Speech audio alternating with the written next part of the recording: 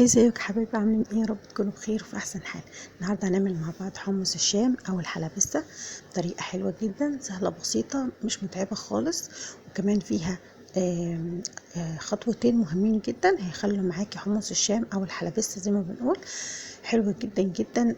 مش هتاكلي بره خالص حمص شام، هتاكليها دايما في البيت وتقدري تعمليها بكل سهوله. والسر في العصير اللي احنا بنسوي بيه الحمص، وكمان السر التاني في الدقه. هتعمليه هتدمنيه وعلى ضمانتي، ومش هتبطلي تعمليه ابدا، هيبقى ادمان عندك وهيبقى حلو جدا.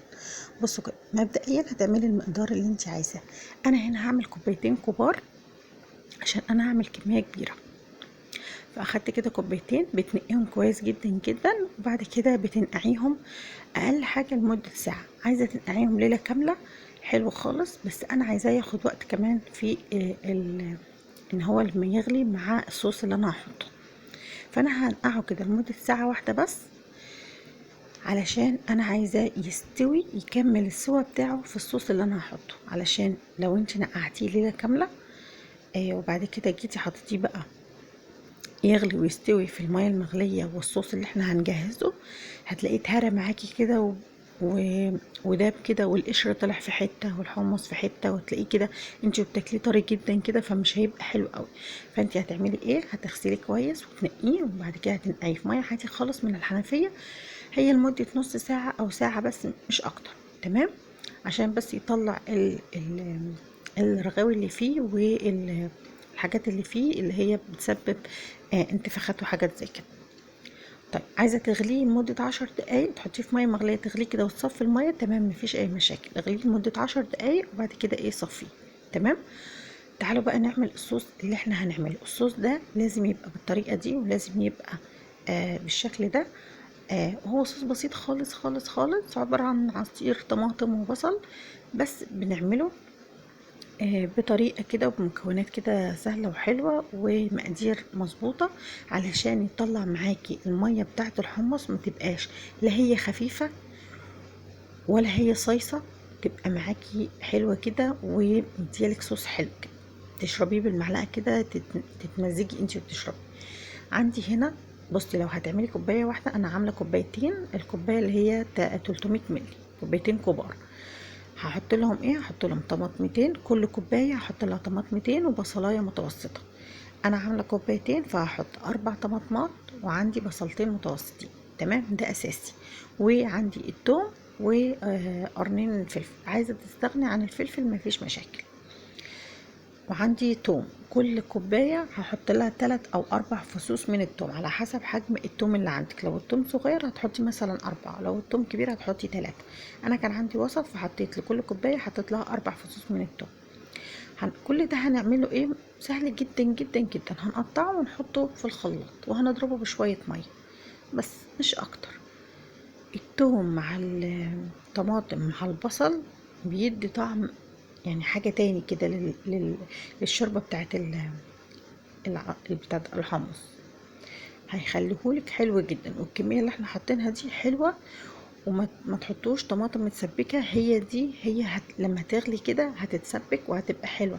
احنا مش عايزينه طبيخ بقى، ومش عايزينه تقيل كده ويبقى تقيل كده ومتعرفوش تاكلوه. طعم الصلصة بيبقى ليها طعم كده مميز.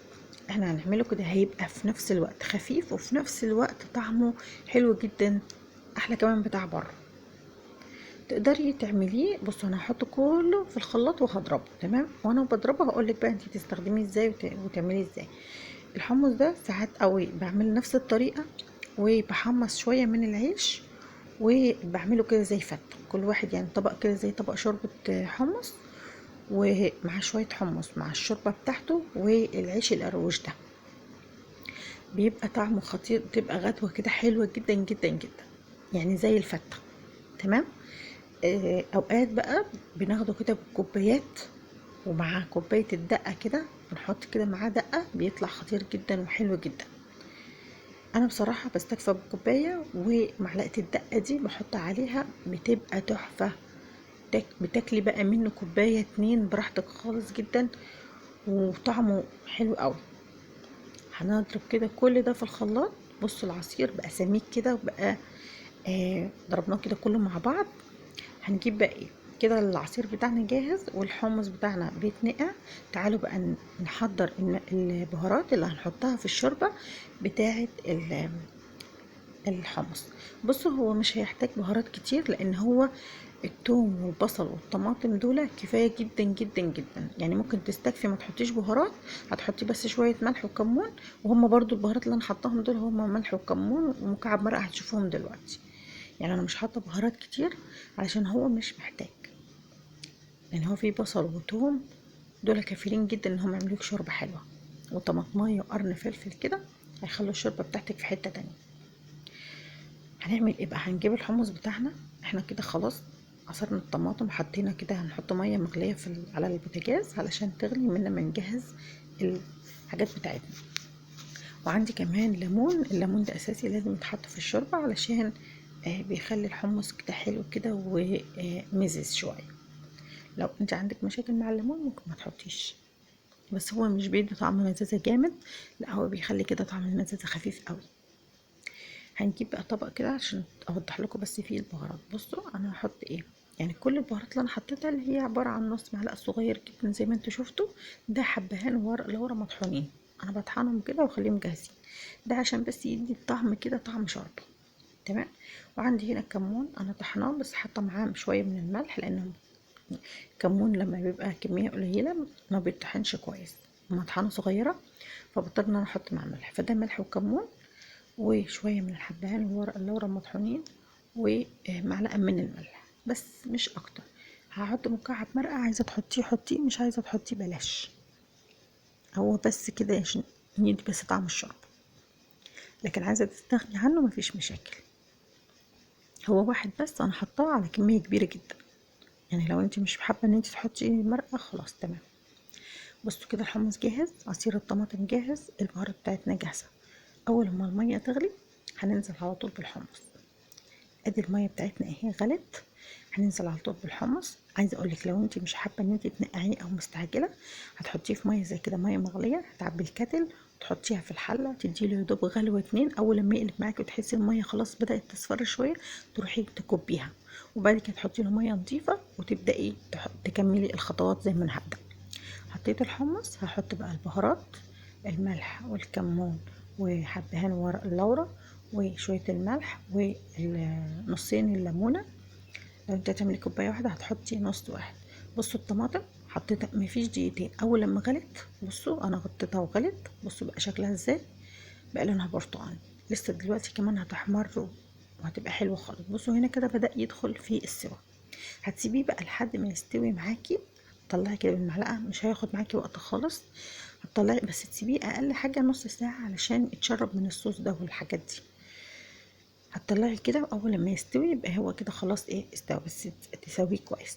تعالوا بقى نعمل دلوقتي الدقه، وهوريكم بقى كوبايه الحمص والصوص بتاعها من الشوربه بتاعتها حلو ازاي. بصوا لون وطعم وقوام مفيش بعد كده، يعني حتى القوام بتاعه حلو مش خفيف مش مايس كده، مش زي اللي بيتباع كده بره كده على العربيه بتحسوه ميه كده وفيها لون برتقاني او حاجه. بصوا بقى انا هنا كنت بقول لكم لو ما عندكوش دقه، الدقه دي اللي هي توم وفلفل وبيبقى عليها خل او ليمون. تمام. ما عندكوش هتستخدموا كام فص توم، 3 فصوص توم وقرن فلفل، وهتعصر عليهم ليمون. تمام. انا هنا اخدت دي هريسه، اخدت معلقه من الهريسه الحمراء ومعلقه من الهريسه الخضراء اللي هي الشطه، دول انا عاملاهم في البيت، عباره عن توم وخل وفلفل.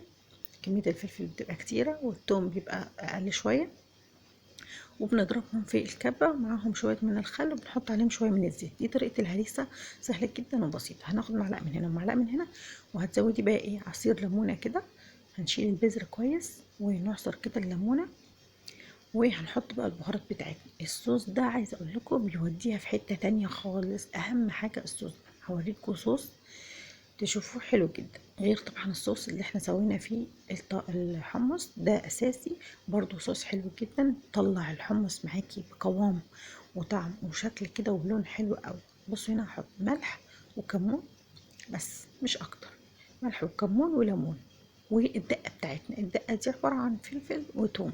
ما عندكيش دقه او هريسه هتروحي تحطي كام فص توم وقرن فلفل، او مش عايزه شطه خلاص بلاش، هتحطي توم وليمون وهتحطي ملح وكمون، وتروحي تحطي عليهم شويه من ميه الحمص، العصير اللي احنا عاملينه اللي هو بتاع الحمص. الحمص استوى فيه. بصوا بقى القوام، عايزه اقول لكم قوامه حلو جدا، مش مايز خالص ومش تقيل، يعني انت بتشربيه مش هيضايقك، لا حلو خالص. ودي بدقه، تحطي كده معلقه من الدقه على كوبايه كده وتستمتعي باحلى كوبايه حمص شام او حلبسه زي ما بتسموها.